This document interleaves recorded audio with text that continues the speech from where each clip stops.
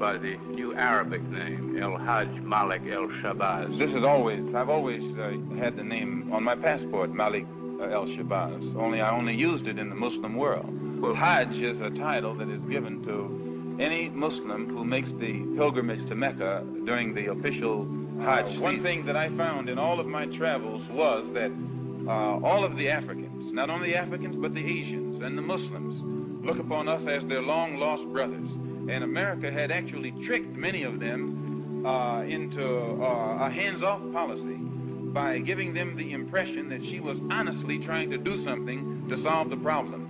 My argument over there was designed to prove that it is impossible for the United States government to solve the race problem. It's impossible. Never have I witnessed such sincere hospitality and overwhelming spirit of true brotherhood as is practiced by people of all colors and races here in this ancient holy land, the home of Abraham, Muhammad, and all the other prophets of the Holy Scriptures.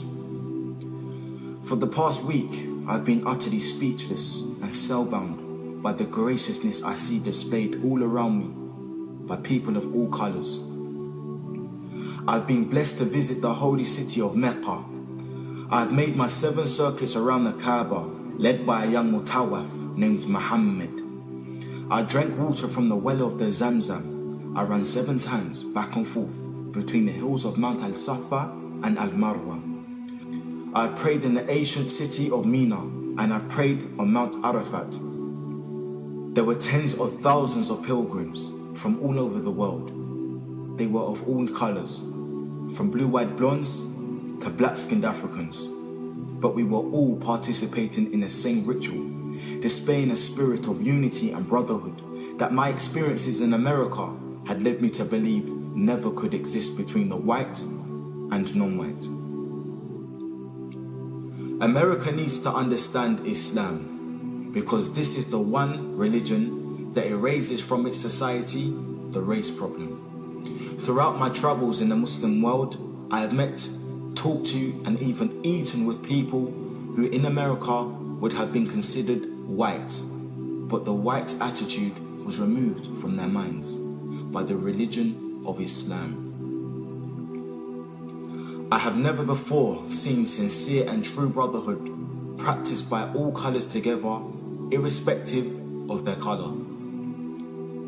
You may be shocked by these words coming from me, but on this pilgrimage, what I have seen and experienced has forced me to rearrange much of my thought patterns previously held, and to toss aside some of my previous conclusions. This was not too difficult for me. Despite my firm convictions, I have always been a man who tries to face facts and to accept the reality of life as new experience and new knowledge unfolds it.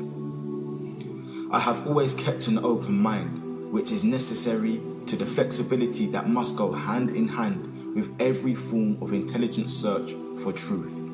During the past 11 days here in the Muslim world, I have eaten from the same plate, drunk from the same glass, and slept in the same bed or on the same rug, while praying to the same God, with fellow Muslims, whose eyes were the bluest of blue, whose hair was the blondest of blonde, and whose skin was the whitest of white.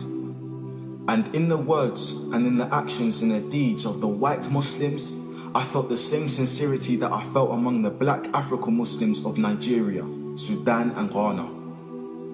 We were truly all the same brothers because their belief in one God had removed the white from their minds, the white from their behavior, and the white from their attitude.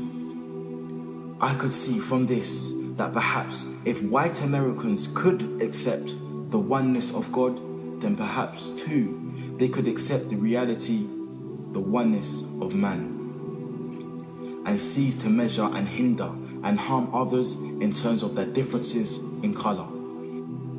With racism plaguing America like an incurable cancer, the so-called Christian white American heart should be more receptive to a proven solution to such a destructive problem. Perhaps it could be in time to save America from imminent disaster, the same destruction brought upon Germany by racism. that eventually destroyed the Germans themselves. Each hour here in the Holy Land enables me to have great spiritual insights into what is happening in America between black and whites. The American Negro never can be blamed for his racial animosities. He is only reacting to 400 years of the conscious racism of the American whites. But as racism leads America up to the suicide path, I do believe, from the experience that I've had with them, that the whites of the younger generation in the colleges and universities will see the handwriting on the walls, and many of them will turn to the spiritual path of truth, which is the only way left to America to ward off the disaster that racism inevitably must lead to. Never have I been so highly honored. Never have I been made to feel more humble and worthy. Who would believe the blessings that have been heaped upon an American Negro? A few nights ago, a man who would be called in America a white man, a United Nations diplomat, an ambassador, a companion of kings, gave me his hotel suite and his bed. Never would I have even thought or dreaming that I would ever be a recipient of such honors. Honors that in America would be bestowed upon a king, not a Negro. All praise is due to Allah, the Lord of all the worlds. Sincerely, Al-Hajj Malik Al-Shabazz, also known as Malcolm X. So Malcolm became Al-Hajj Malik Shabazz, who made Tawbah.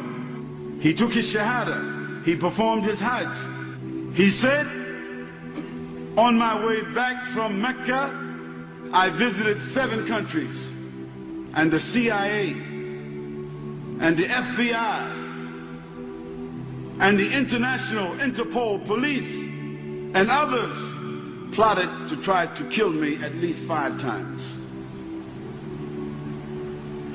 You don't have to ask yourself why they were plotting to kill this man. If I recall, I pointed out that while I was at Mecca making the pilgrimage, I spoke about the brotherhood that existed at all levels and among all people who were there on that Hajj, who had accepted the religion of Islam. And I pointed out that for what it had done, what the religion of Islam had done for those people over there, despite their complexion differences, that it would probably do America well to study the religion of Islam, and perhaps it could drive some of the racism from this society as it has driven racism from the Muslims.